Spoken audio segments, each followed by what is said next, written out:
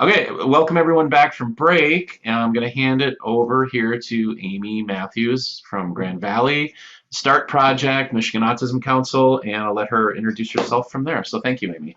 Yeah, thanks for having me. I think it's been a few years that I've been able to come, and I'm just really excited about this. One of the things I'm going to talk about today is the state autism plan. And I guess I want to give a little bit of background because we didn't have a Mylan project for many, many years. And one of the things that we needed in order to have certain programs or projects and to apply for them is we needed a state plan for certain things. So I think having a state plan has helped us with, a lot of these things. And I know I see Jane Turner is here. And so she was a really important part of this as well. Hi, Jane. Good to see you. Yeah, hi, Amy. Nice to see you. Yep.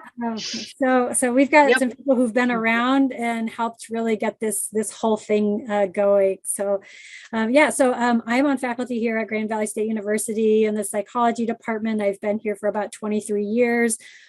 Clinical psychologist by training in BCBA, but I work primarily with schools and have for quite some time. So I'm the director of the State Autism Project funded by the Michigan Department of Ed Office of Special Ed. And I've been able to be a part of the Michigan Autism Council since we began, and I'll tell you a little bit more about that.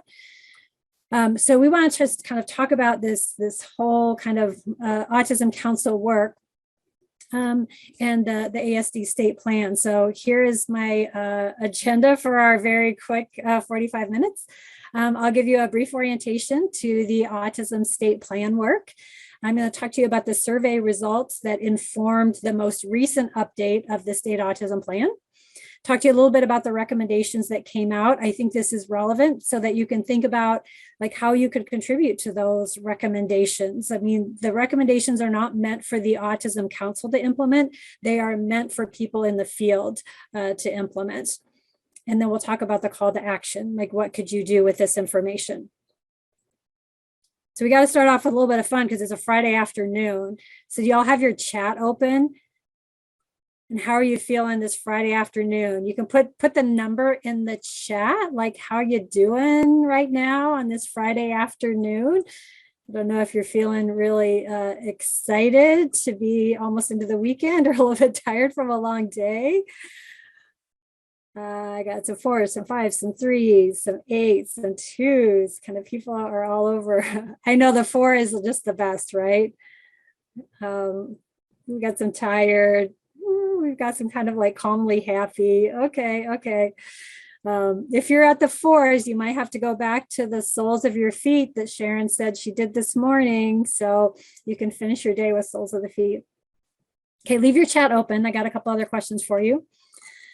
Just curious, where are you from in Michigan? So we're going to be talking about a state plan that affects the entire state of Michigan.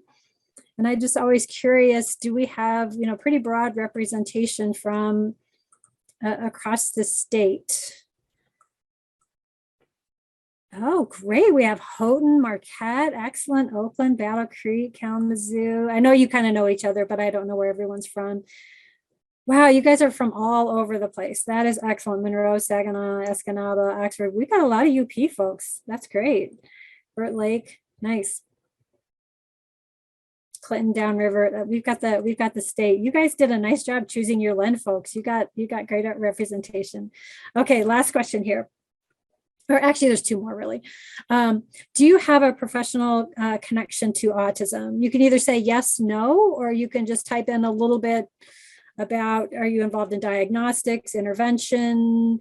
What kinds of things do you do? So lots and lots of yeses. Yes, an education, AEC, diagnostics. Great. Okay. So one more question. Do you have a personal connection with autism? Again, you can just say yes, no. You don't have to give any other information than that if you don't want to. I mean, with the numbers the way they are, 1 in 54, an awful lot of people do have some kind of connection, either family, friends, neighbors, someone they know. Okay, great. Thank you. One of my connections is I have a former student who has become a colleague and friend over the years, and she teaches me stuff all the time.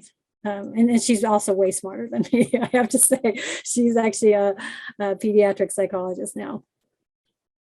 Okay. So we're going to talk about the Michigan ASD state plan. I've been in Michigan since about 1998. When I came to Michigan, there was no kind of state coordinating body. We did not have a state plan. It was kind of everybody do your own thing. And so a group of us decided, kind of based on some things that were limiting us as far as what we could apply for and some of the things that we could do, we started working on this state plan. And the first state plan was published back in 2012, and a number of really great folks worked on that plan. And then we decided a lot of things had changed from 2012. And so in 2018, we decided to update that state plan. And really, it wasn't that we were changing. A lot of the things that are still in the original plan are things that we are still working on. We've not accomplished all of them, but we did want to do kind of a progress review and make some updated recommendations. So our overall goal was really to build a state infrastructure. This is really thinking about how do we get all agencies involved? How do we get nonprofits, all kinds of providers, families, individuals with autism involved? So this is truly a comprehensive look at providing supports across the lifespan for individuals with autism. So we had these two plans, and both of them are available on the Michigan Autism State Plan Autism Council website. And you have access to the 2018 update. I think that's the one that I shared. Okay, so why do we need this plan? Well, if you were to ask how many individuals with autism are there in Michigan, we do not have an answer to that question. We have no registry. We have no way of knowing how many individuals there are, especially when we start talking about adults. The best data that we have is really how many individuals with autism are receiving school services under the autism eligibility. So this isn't even a diagnosis, because eligibility in schools is different from diagnosis. But this is kind of the best data that we have. And so if you look at school eligibility and we look at the data over time, back in 1990, which is when autism became an eligibility in schools, we had about 1,200 kind of documented individuals getting special ed services under this eligibility. And you can see we've increased really significantly over the past 30 years. And so, we're up here 22,000, which is most likely an underestimate.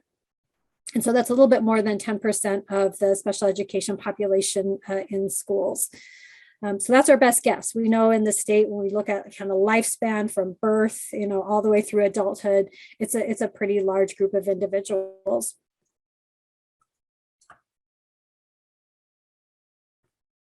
And that's, if we go back and think about our graph, this is really why. So we did the first state plan right around here, if you can see my cursor, and we already had that pretty big, increase of, individuals with had more complex needs. So we really wanted that plan to look at how we could support. So one of the things that we did in that first state plan, 2012, our number one first recommendation was to develop a Michigan Autism Council. And at that time, we were pretty fortunate to have somebody in state government who was very interested in autism because they had a family member with autism. So we were able to put together the Michigan Autism Council with an executive order of the governor. And so the council is under the governor's office and overseen by Michigan Department of Health and Human Services. And so right now we are an advisory body, and we have 16 members, and we're looking at statewide trends and needs. Those 16 members, if you want to look, if you open this up, it represents a pretty wide range of state agencies, nonprofits, stakeholder groups. I think we have a pretty good representation, geographically as well. And our role is really to kind of advise and assist in developing this statewide comprehensive coordinated interagency system. So we don't have a lot of authority, but we can certainly listen, advise, and make some recommendations. And the other big thing we do is we support the implementation of the Michigan ASD state plan. And like I said, we as 16 members are not going to be able to implement this pretty broad-based plan, but we are going to work with our stakeholder groups because each member of the council represents a stakeholder group. So I represent state initiatives. We have someone who represents families, nonprofits. We have a Michigan Department of Health and Human Services representative. We have an individual on the spectrum. So we have people who are representing kind of stakeholder groups. And then we do an annual progress review and update to the governor's office. And I just wanted to let you know, if you ever want to attend the Autism Council meetings, the public is welcome. You just have to send an email to Lisa Gross. You can get access. Right now we're meeting via Zoom. Other times we meet in Lansing, and we meet every other month, usually on the fourth Friday. And I gave you those months. And we do have a number of members of the public who come. So I would definitely say, please come. And we've had Myland members come in the past. So please consider attending. Just a few things before we talk about the plan. One of the things as a council that we did is we looked at, like, really what do we want to accomplish across the lifespan for autism? Because the ultimate goal is to really make sure that individuals with autism are having a really good outcome and really successful experience. And so I'm wondering if you will just kind of take a quick look at this, scan each one of these. We have early childhood, child, youth, and adult outcomes. And what are some of the things that jump out at you, especially as you look across the lifespan? And you can put that in the chat. Yeah, I like what I'm seeing so far. Yeah, that integration, inclusion, autistic individuals are part of the community, and they need to be fully integrated in the community across the lifespan. They don't have to get ready to be in the community. They are members of the community. So yes, the meaningful access. Independence is huge. One of the things I do, I work a lot with early childhood. We start when they are 2, working on independence. Definitely families are a part of their life throughout. Behavioral health, absolutely. All right, so this is what we're going to focus on. Whatever we do, we're thinking about outcomes for individuals. That is truly the work that we're doing. Okay, so when we think about this progress review, I just want to kind of talk about like how we came to making these recommendations, and then share some of those recommendations with you. So in kind of putting together this progress review, we wanted to look at what progress we had made since 2012, and I'll share some of that with you. We wanted to make sure that we communicated those accomplishments. So we created an infographic, because we know, people might look at those versus a report. We wanted to do a stakeholder survey because we didn't want to talk about the progress and recommendations, just from our 16-member perspective. We wanted this to really be informed by the field. And then we wanted to set some new priority recommendations. And those guide policy, practice, and decision-making, all of those. And then kind of set our strategic direction as we move forward. So this was one of the documents that was shared with you. This kind of shows our infographic and the progress that we've made so far. So let me see if I can get this pulled up so you can see it a little bit better. I know some of you have been around probably for a little while, and some of you are maybe a little bit newer to the field, but I've been working with individuals with autism since 1990. And there were a lot of families who wanted services for their kids, and they would end up mortgaging their house, liquidating their other child's college fund so that they could afford to provide services to their child, because there was no insurance. So the fact that insurance legislation was passed in 2012 for both private and public insurance was a huge benefit. And one of the things we always like to say when we think about services for individuals with autism, they get school services, they get free, appropriate public education. And we want those services to be available to individuals with autism, and we want the insurance-based services to be available. So it's not an either or. We want school services, complemented by ABA services, as well as speech and language, occupational therapy, and other services. So that was a huge win. We've got our Autism Council. Great things, and this number is much larger now. We've had many law enforcement and first responders trained, because we know individuals with autism can sometimes have encounters with law enforcement that can create some real challenges. We've got more money going to birth to 3 services. We've got autism evaluation centers, a lot more physical, mental, behavioral health. We have a lot more board certified behavior analysts in the state, as well as other healthcare and clinical professionals trained in autism. A lot more educational supports, as well as peer-to-peer supports for students with autism, which really gets at that integration. So lots of really great accomplishments, as well as a lot more work that we need to do. So as I mentioned, we wanted our plan to be informed by some surveys, some Autism Council input, and then we had some work groups that were going to give us input as well. So what I want to do now is share with you one part of our stakeholder survey, because I think there's some interesting information in here. So we put out surveys, and this was put out in 2018. So we are about due for another survey in the next year or two. We'll be pushing out another survey similar to the one that we did back in 2018. But we had quite a good response. We had families of children, adults. We had ABA providers, school professionals, medical, clinical professionals, and public mental health providers, all giving us input that informed this plan. So I'm going to share with you some data on just one of the questions, because I think this is one of the most interesting questions. So we asked, what are the most important priorities for the state to improve services and quality of life for all individuals with autism? And so we gave them a list of priorities and said, identify your top 8 priorities. If they wanted to add something, there was an opportunity for people to add other priorities as well. So let me show you what we got. I'm just going to give you some highlights here. So when we asked families of children birth to 18, what is really important to you? This is what they said. I'm going to give you the top 5. And look at that number 5. Isn't this pretty exciting for MyLend? This was in the top 5 most important things that families are saying that they want, is they want healthcare providers who understand autism. So I think that's pretty important. If we look at family members of children who are over 18, I don't think you'll be surprised. They want access to employment, housing, higher education.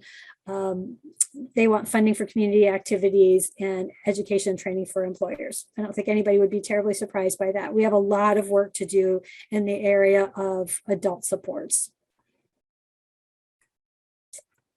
If we look at ABA providers, I love this. What do you think is the very first thing that they said? Access to ABA. So they thought that that was probably the number 1 priority. And then number 2 was autism insurance.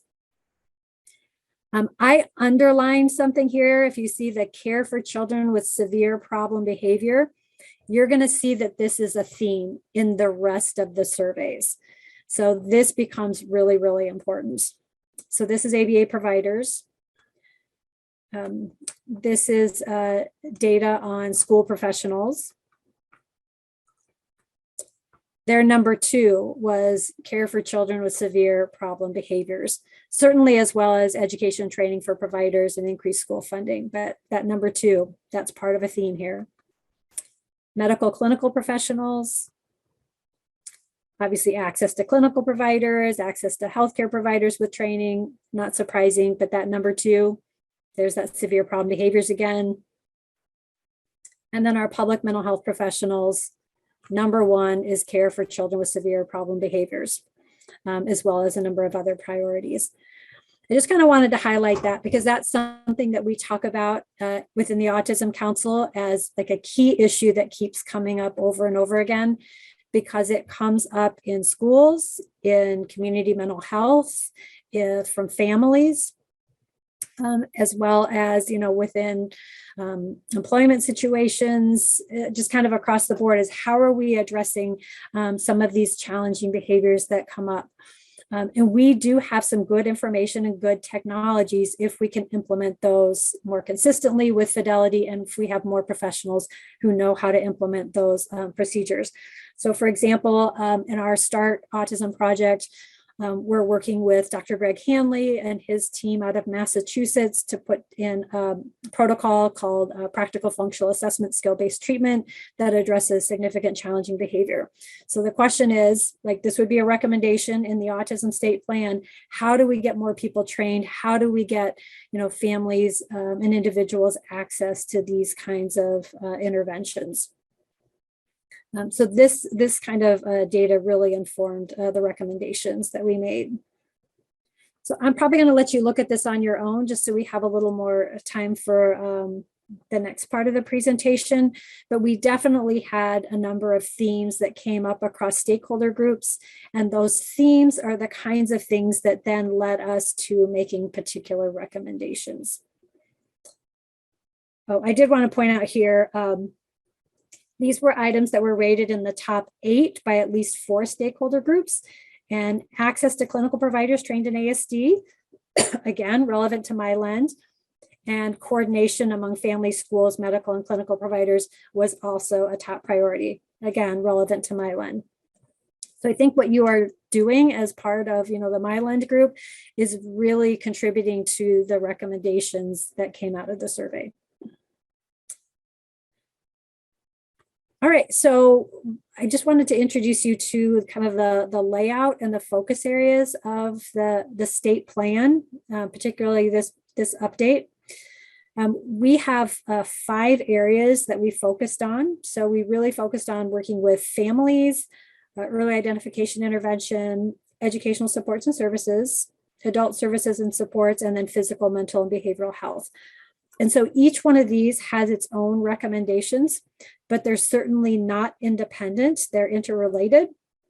So obviously, families are going to be a part of all of these areas.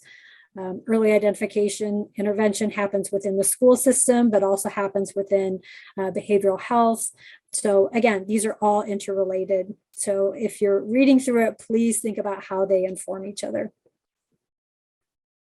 There was one other area that we added to the plan, and that is looking at the infrastructure needed to meet the focus area goals and recommendations.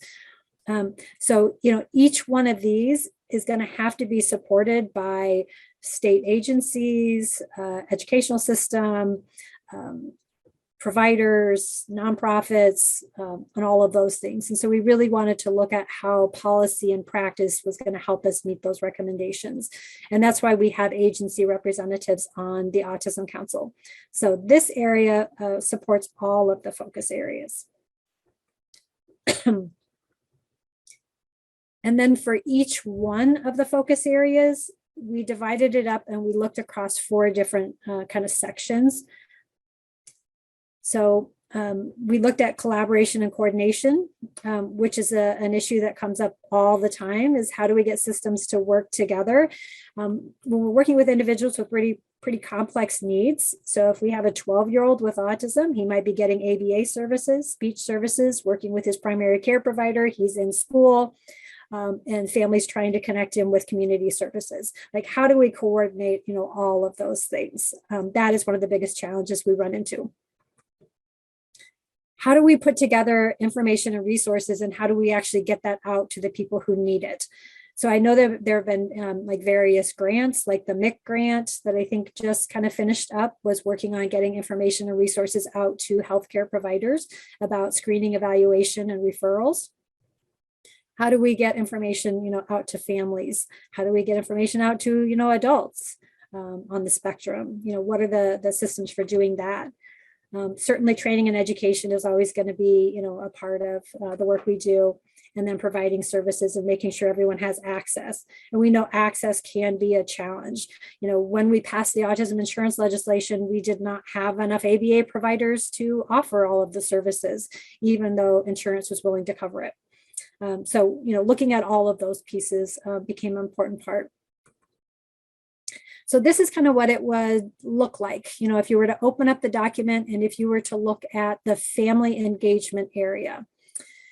One of the decisions we made when we worked on this update is we wanted it to be fairly succinct. So we made the decision that this document was not going to be more than 20 pages long. It was going to be hard enough to get people to read 20 pages. So we decided we would make the progress review and recommendations mostly one page. A couple of them are a little bit longer than that, but like this one is one page. So we've got our kind of overall goal for family engagement involvement, and we've got our recommendations in those 4 areas that I just mentioned. So we kept them really focused. This isn't everything that we would hope to do. These are the priorities based on the surveys and the input that we received. So if you were interested in family engagement, you could go to this page, look through and say, how could I contribute to family engagement recommendations?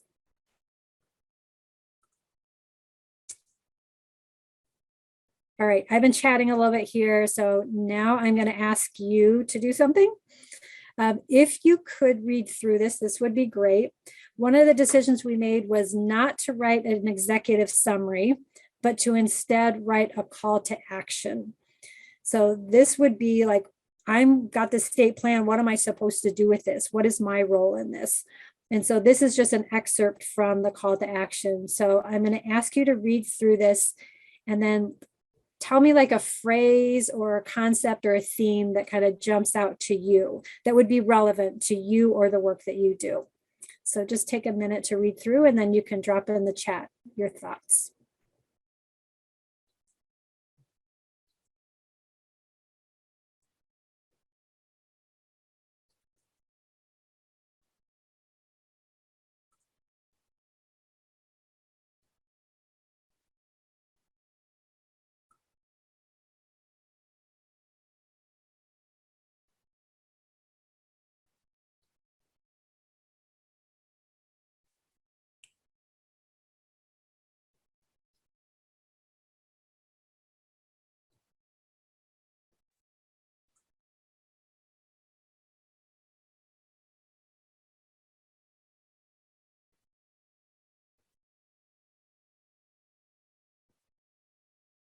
I know it takes a little while to type everything.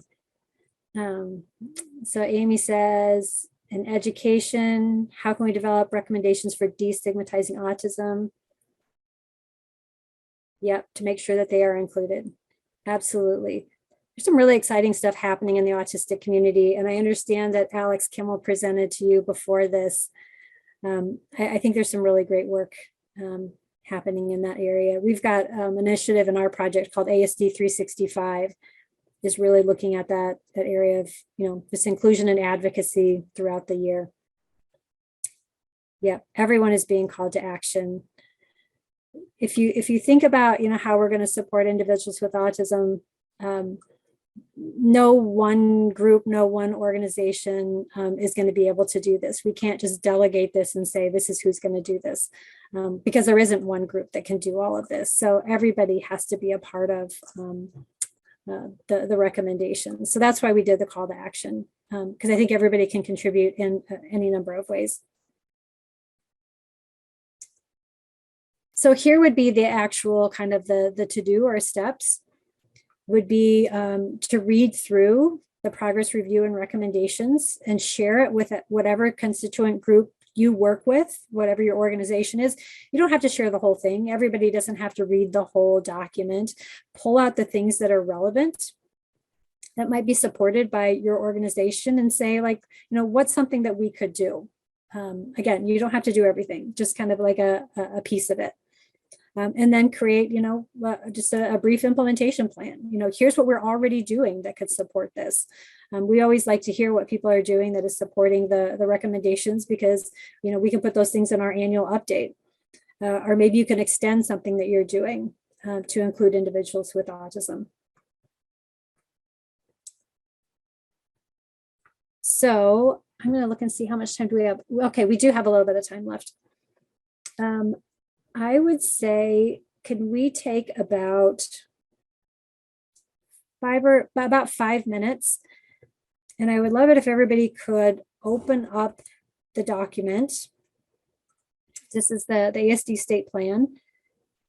If you can open it up, I think it just helps if you kind of can get a little bit familiar with it. Peruse the document. So here's our document. Table of contents, you can see what's in here. Here's the full call to action. And then there's some just general intro information. That's great stuff, but I would say for our purposes, I'm going to let you kind of skim through some of this. And then I would love it if you would kind of take a look at some of these recommendation areas. So family engagement, early identification, education, and so on. Maybe just kind of like go right to the one that speaks to you and take a look at that. So I think we'll take about 5 minutes, and then we will come back. Actually, I think we can take 6 minutes. Let's come back at like 3:10. And then I'm going to ask for just a little bit of input from there. Yeah, and Amy, I put the link in the chat to the state plan, so everybody should be able to just go right to it. Great, thank you. Mm-hmm. I guess I'll start. Hi, I'm Crystal. I'm a developmental behavioral pediatric fellow at U of M, and so I really liked reading through the early identification and early intervention services part, because we do a lot of the diagnostic evaluation for kiddos. And something that I have found is, in some cases we end up seeing kiddos when they're like 14 months, or like 16 months, 20 months, and that's great, because if they can get their evaluation and diagnosis early, then that really makes room for like really intensive early intervention. Mm-hmm. But what I found in other cases is that these kids, they don't end up coming to us until they're like 3 or 4 years old.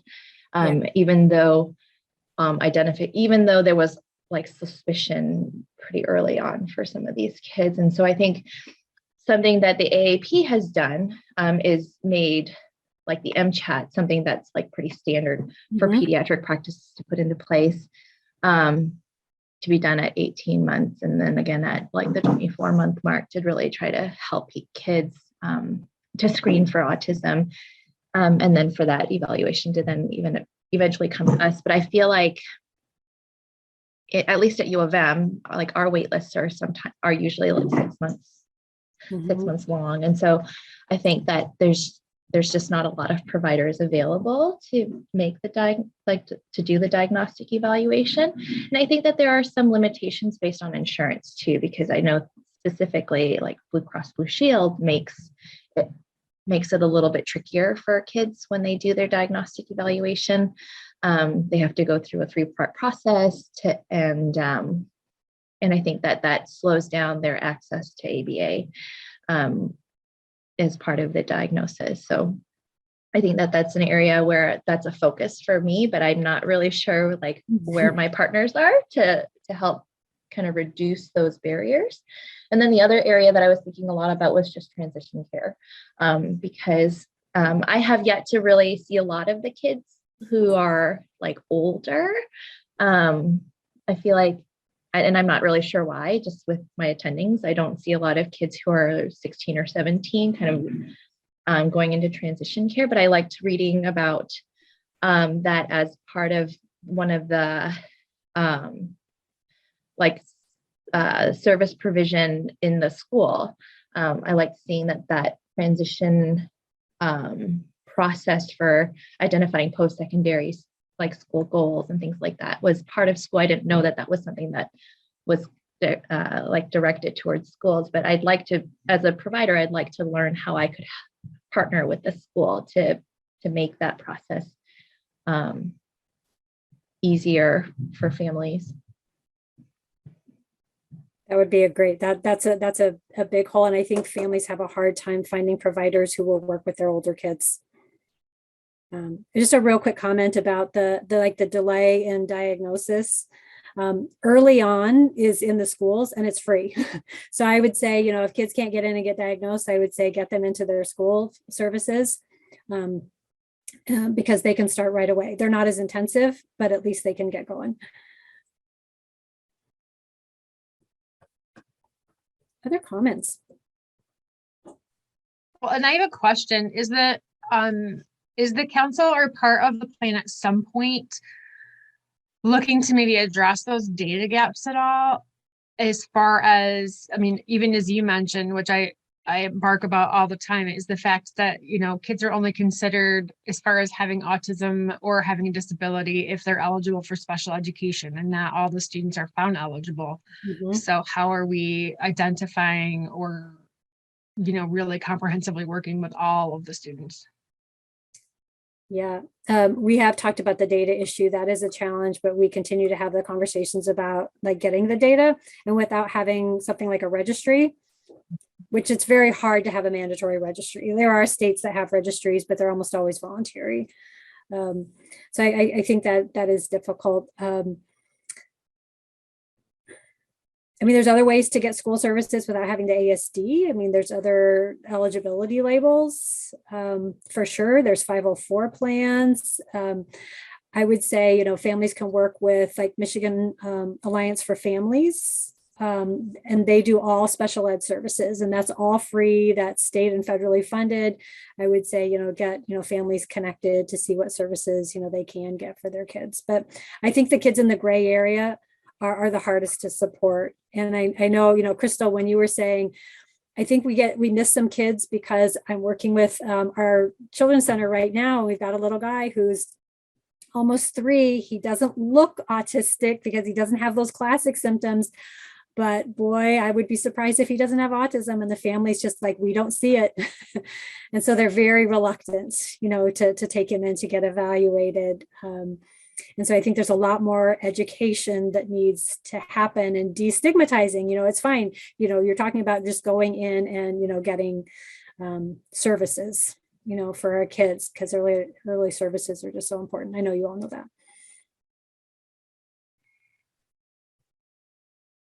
So I don't know if I answered your question, Amy, but I agree that is. You did. I do wonder always, I mean, I consistently ask in different venues as well as when like kids with 504 plans will be considered as part of the data sets, because they're not. So, being able to, we're just missing that huge pocket that we know is impacting some of the decisions we're making. Sure. I will take that back for sure, because education is a big part of this. I see that it is 3:16, so I've overstayed my welcome by a minute already. But I did want to let you know, if you do have questions, you can feel free to contact me or any of the Autism Council representatives. We always want to hear, your input. And like I said, you can also come to an Autism Council meeting. Thank you for having me.